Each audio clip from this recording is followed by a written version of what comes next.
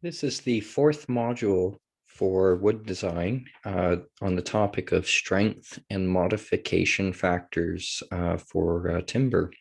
This is a pretty important module that kind of forms the basis of actually doing design for members. So let's begin this module. So this is the fourth module leading up to the structural design process that we'll cover in module number 5.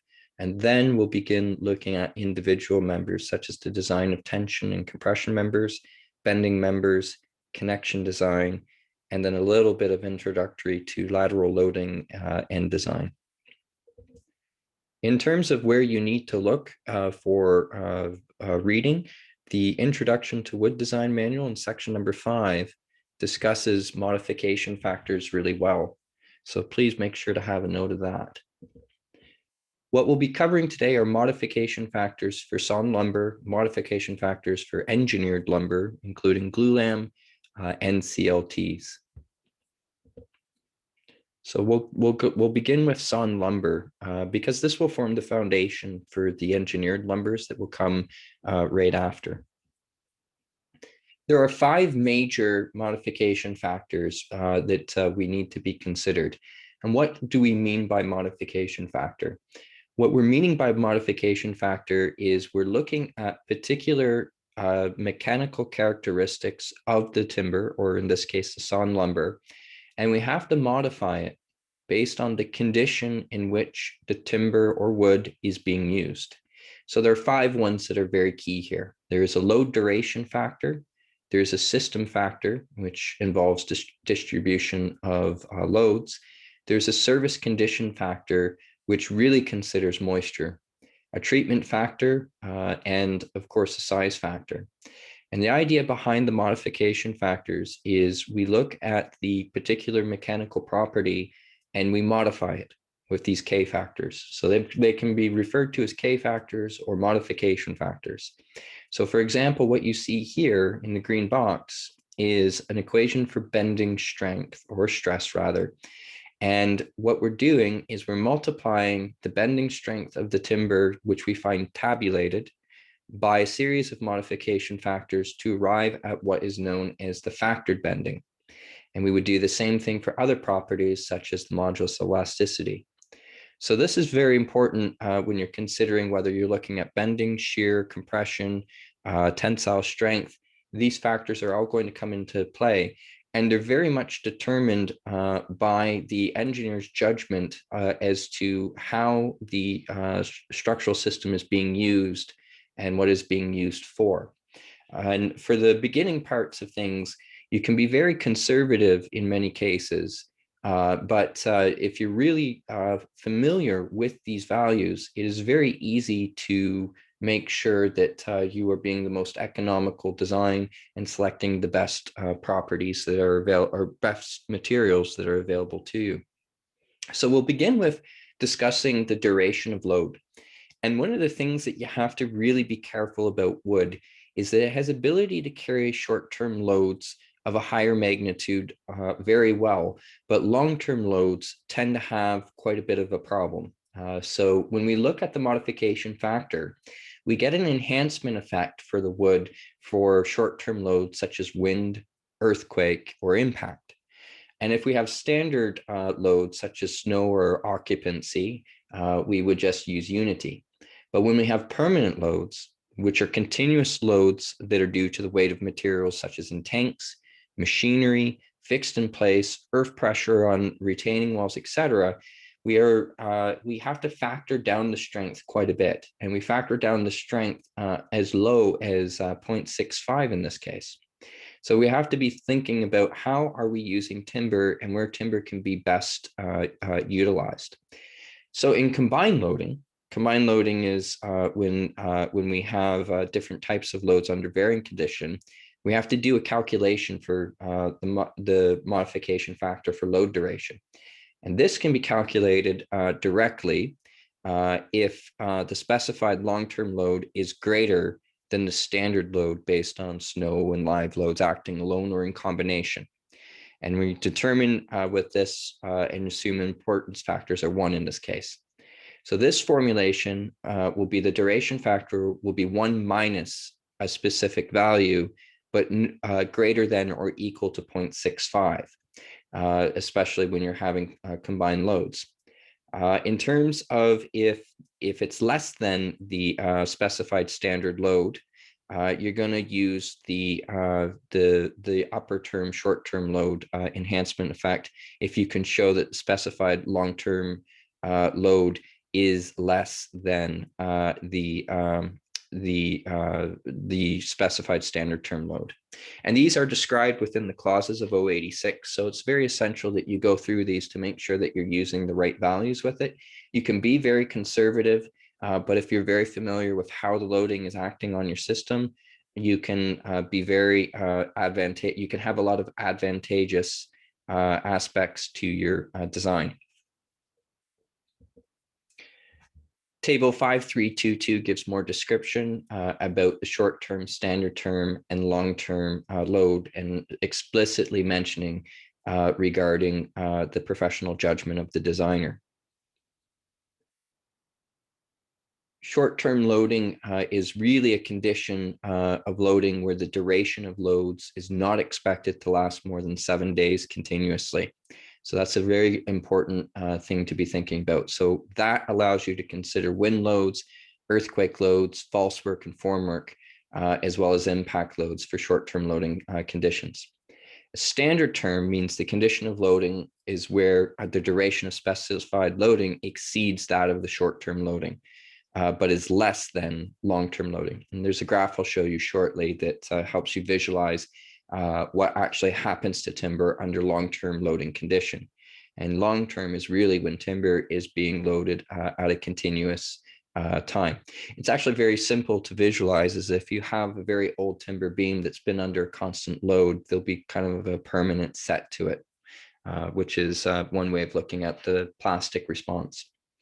So this graph shows the duration of load with time for a year and the specified strength percentage, which come from having long-term load, just so that you can see the effect that is occurring. So you have a really rapid strength gain at early loading, but as it begins to settle, you do start to have a long-term effect onto your structure.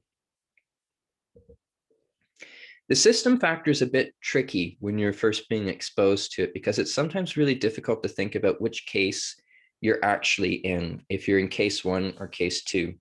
The idea behind a system factor is some wood is constructed in systems to allow the load to be distributed over several adjacent framing members. Basically, what that is meaning is a number of closely spaced parallel floor joists. This factor reduces the chances of any one member being deficient. It's basically like a redundancy factor. So what we do is we can enhance the value from 1.1 to 1.4. Larger values are when the load is shared amongst more members in the system. And there's specific spacing requirements associated to it. So when you're thinking about this, you have to decide where you are. If the system factor implies load redundancy based upon the member failing, in case 1, there must be 3 or more parallel members spaced not more than 610 millimeters apart. So basically you have 2 feet between the members. And if you have that and you have 3 or more members, then you can rely on case 1. In case 2, you need to show that you have composite action and that load sharing is happening in the system. Basic sheathing fastening is an indication of a composite action, and it's typical to see in solid lumber joists, rafters, and stud systems. Trusses, however, are not really applicable, though. Case 1 may still apply based on the configuration of the framing, the sheathing, and the fastenings. And this is an example of a sheathing aspect being done, and visually showing how you can get a case 2 system with 3 or 4 members sharing and this composite action occurring. There's more explanation to the system factor that can be found in table 644. Now, this is the one that often causes a lot of confusion, is the service condition factor, which we notice KS. And there's more explanation in table 6.4.2. The member capacities and stiffnesses are generally higher for dry service conditions than they are for wet service conditions. And we've talked about that in a previous module. The effect of moisture can reduce strength properties. If it's being too dry, it's not to assume that there is no moisture. There will always be inherent amount of moisture, but it's basically reference to a threshold. So if we know that we're in a wet service condition where we're exceeding this threshold, we generally have to specify KS value of 0.67, which means we have a reduction of almost a third of the property. So in dry conditions, we refer to where timber will have an average equilibrium moisture content over a year of 15% and not exceeding 19% in that year. So if you can control the humidity in your system or your building, you can actually really more rely on dry conditions. And it's a common misconception that if you have any water in the building, that you have to use this factor, and that's not necessarily true. If you can control the humidity, you can actually control the moisture content that your timber is going to be exposed to. So humidity control becomes a very important aspect. There's also conditions that can differ for different properties as well that also have to be considered as well. The treatment factor is based on preservative treatments. And in terms of this, it's not that the preservative treatments affect the structural properties directly, it's how you preserve the member. So if you're incising the member, like making holes or penetrations into the surface, you're removing parts of the material or you're affecting the material strength-wise. So this is a factor that we generally apply around 0.9 for strength of dimension lumber if it's incised with preservatives. In terms of certain member sizes. In terms of fire retardant aspects, it requires very specific evaluation. The modification factors for size are described in tables 5.4.5. And the idea behind this is that strength members may vary with member size. Strength is limited to the weakest part of the structure, so larger members will have more probability to have weak links. It's more difficult to grade the strength of larger members as well. The values of KC for bending and shear are usually graded in terms of 1.7 to 0.8. So basically what it is if you have a very small material, you can get an enhancement of about 1.7. It's assumed that the strength is increased for 70% for a short member. Basically, there's going to be less defects. For a longer member or a larger member, you could have a decrease in strength of up to 20% because you have more chances for having a defect in your material. And this is a table that illustrates the size effect and the value when it comes to looking at size factor. So what we see here is very small members getting an enhancement effect between larger and smaller dimensions of 1.7 all the way down to when we have very large members that we get a reduction effect. If you have the opportunity to do an experiment, you can do a quick experiment looking at different cross sections under the same length in some cases to see the range of strengths that you would get. And those are basically your K factors when it comes to modifying the bending design. Now, I am going to introduce a few equations shortly that show you how these modification factors come into play for moment resistant calculations and shear resistance calculations. So what you see here is the equation for moment resistance for sawn lumber. And we'll come back to this within module number 7, and we'll talk a little bit more about these bending strengths. Now, we've already discussed a little bit about specified strength and bending and the factors that affect that value. In terms of the representation within 086, we move the size factor in bending outside of that equation so much.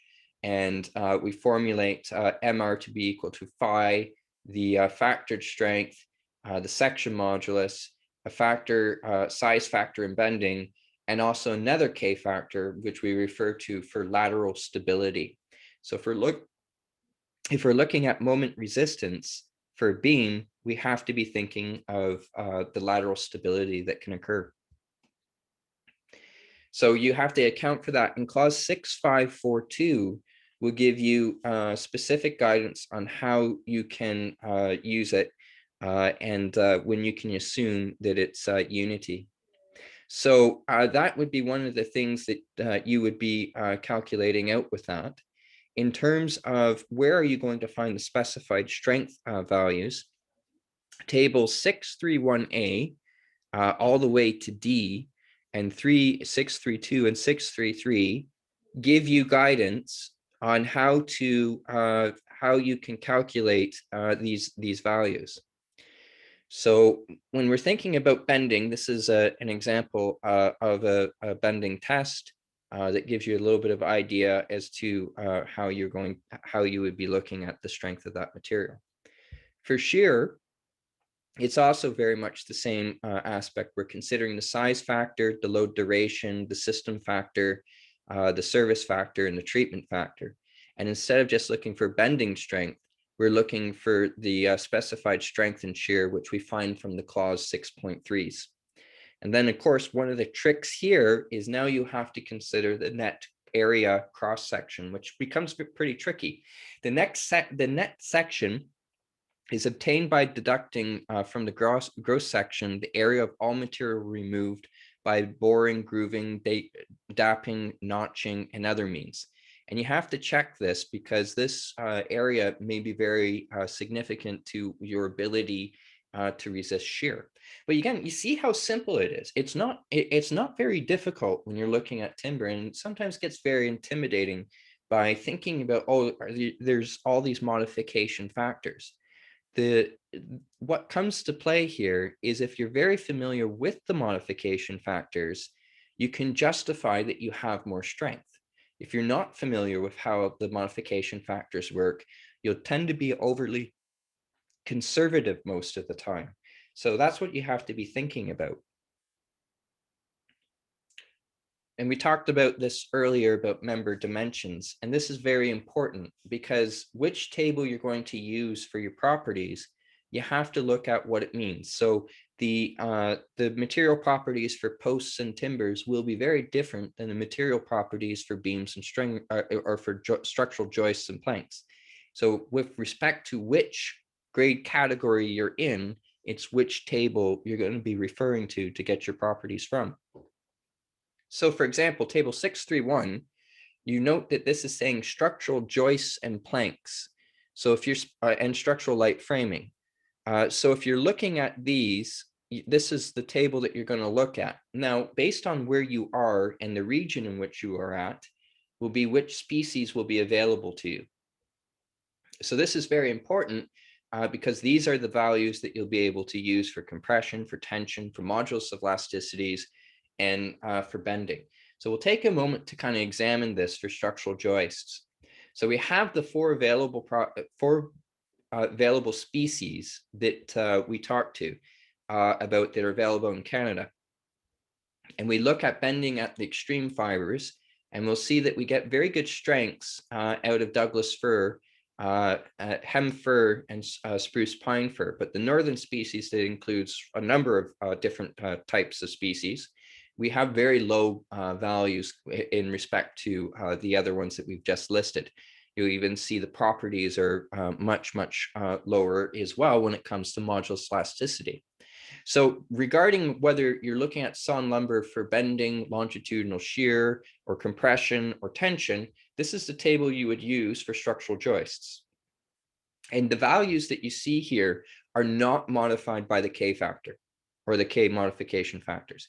What you do is you take these values and then you apply the factors associated to it. Because you note at the bottom of the table, it says the tabulated values are based on 28 millimeter larger dimensions, dry service conditions, standard term loading. So it's basically assuming unity is what these values are. So you have to modify them. So now if you're looking at different ones for light framing grades, you would look at 631B. For beams and stringer grades, you would look at 631C.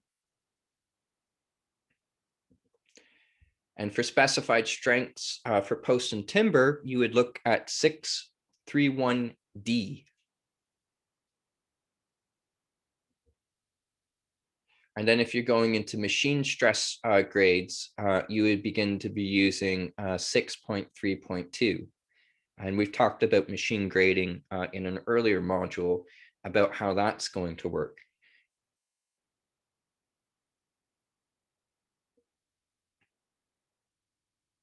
And again, if you're looking at machine evaluated lumber grades, this would be the table you would look at, 6.3.3.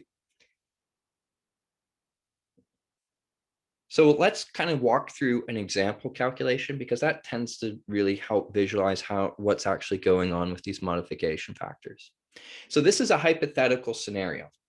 And in our hypothetical scenario, we are considering a swimming pool. And you are being asked to specify the species and grade of timber joists in Ontario, assuming SPF is only available to you for economic and availability considerations. And you're meant to be meeting an 8 MPa bending stress. We're not going to assume a moment. We're just going to keep it simple and assume a bending stress. So what we're going to do here, and of course, this is a hypothetical, and we're going to make a number of assumptions just to illustrate some things. We're going to assume that the roof is supporting long-term machinery, that the members are going to be untreated, and the members are arranged in such a way to assume a case 2 system condition. So we're just going to keep it simple. And I'll note that this actual example comes from a capstone design for a 4th year student group, which timber projects tend to be a very good introduction to the design process if your school permits it. The scenario is a swimming pool. So let's start to think about a little bit of some of the information that we're given. So we know that we're dealing with a joist. So the joist specified strengths are found in table 631A. And this table is assuming unity. So we're going to have to do some modifications to it. So we're looking for the appropriate member. And the solution here is more detailed, and there are more efficient calculation procedures that you can go through. We're making a lot of assumptions. So let's just go through it. If species weren't a problem to us, we would actually have about 7 potential options that we could consider here. But because we're told that we're in Ontario, and in this case, we only have access to spruce pine firs, you can get other species in Ontario. I'll say that. It's just this one is easier to get. And spruce pine fir would be the materials that we'd have to look at. Now we have either select structural, number 1, number 2, number 3, or stud. And depending on the economics, we're going to assume that the select structural is going to cost more than the number 1, number 2. So we either are at number 1, number 2, or select structural. So we have, because these exceed 8 MPa. So we have to pick one and then modify it accordingly. So we're going to start with the smaller number. It's either 6.5 or 11.8. It's either select structural or it's number 1, number 2. So we know that the factored bending strength that we're required to have is 8 MPa minimum. And the bending strength of the member is either 6.5 factored or 11.8 factored. So we have to factor those values and see if we can get the right value, the right performance.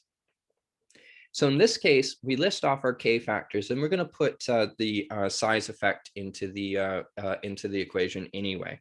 When we go through these factors, we know immediately that we're going to have a load duration issue. We've already been told that we have some level of system factor that's occurring. We're in a marine or water environment with a swimming pool, so we're going to assume that we'll have a moist condition unless we can justify that we can deal with that humidity. and of course the size factor. We're going to assume that we don't have a treatment factor in this particular scenario. Which K factors you assume are going to require justification and detailing. So specific detailing to how you're going to control humidity to the swimming pool complex can alleviate the Ks reduction. If you aren't detailing this, you will drop your capacities by about 33%. So that can be pretty significant. So in this example, we're showing 0.67 to be conservative, but we'll likely be able to justify something higher if we can provide the correct detailing to mitigating moisture effects. Here we also are more conservatively defining KZ as it's uncertain what the size is. So we're going to assume 0.8 to be conservative. Case 2 would mean the system factor is 1.4. And because there is no treatment, we're going to give the treatment factor to be 1. And lastly, because mechanical equipment on the roof can be a permanent fixture, we're going to assume long-term loading at 0.65. Now, if we put all these if we put all these K factors in and calculate this value, we're going to find that we have 5.75 MPa if we assume the smaller size. So that's not acceptable. We're below 8. So we recalculate with 16.5 and we calculate out that we're just over 8. Now, the easier way of doing this would have been just to set FB equal to an unknown bend strength of the timber and calculate out what the required value would be there, and then go through the tables appropriately. And you can make this question a lot more difficult if you want to really understand the effect of K factors.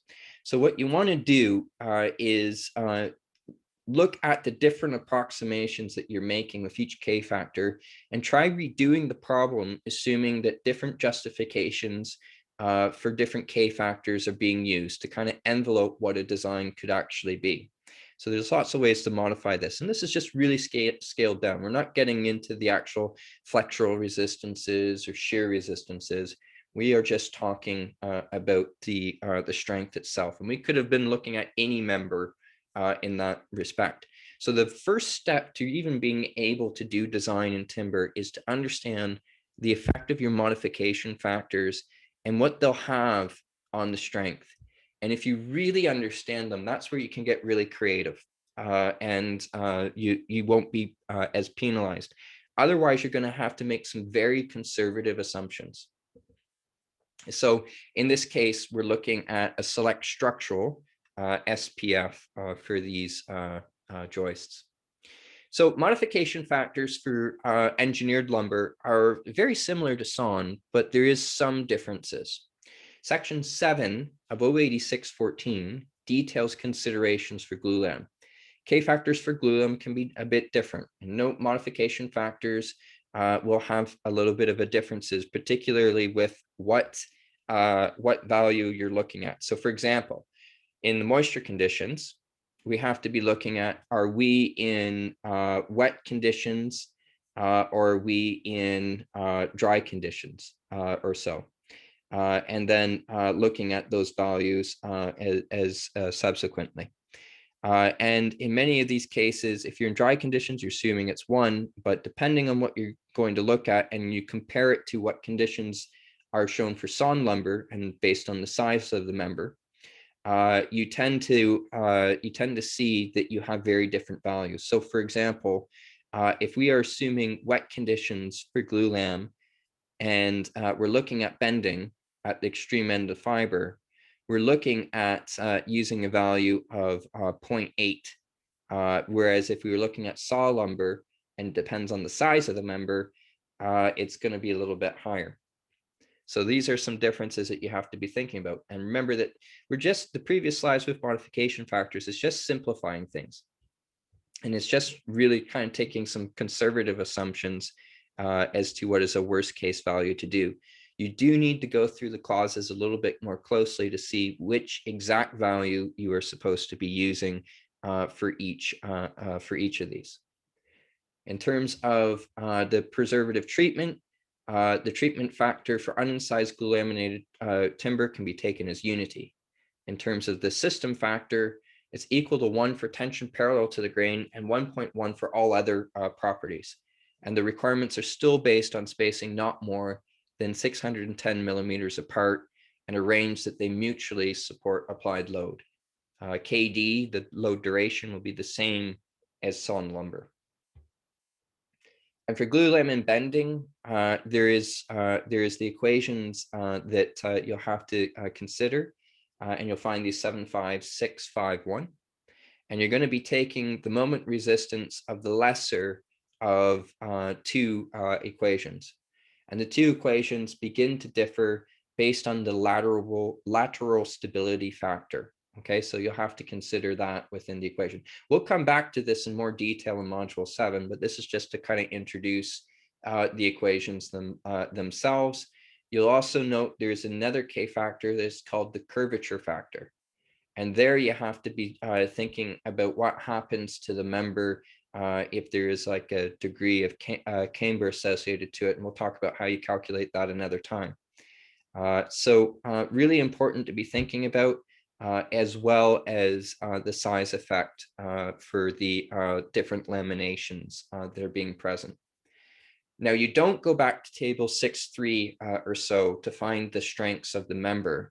For the design of glulam, you're going to go through table 7.3, and you'll find the values there for positive bending moment, negative bending moment, compression parallel combined with bending, etc., and for different types of species that are associated to it. Modification factors for engineered lumber for cross-laminated timber, you look at section 8, which details considerations for CLT modification factors. The system factor is equal to 1 for all strength properties.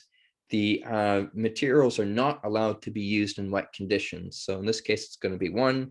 Preservative treatment can be taken as unity so long as it's unsized, and the load duration follows the same principles for sawn lumber.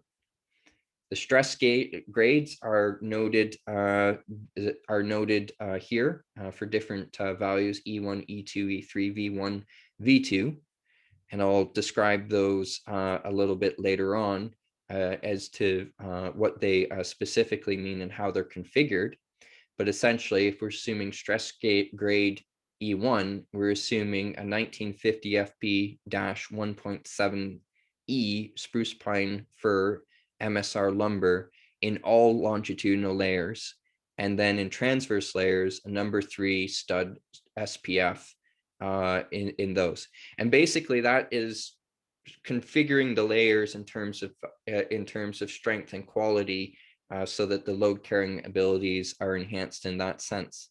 V1 though would be number 1, number 2 Douglas fir larch number in all longitudinal layers, and number 3 stud Douglas fir larch in all transverse layers.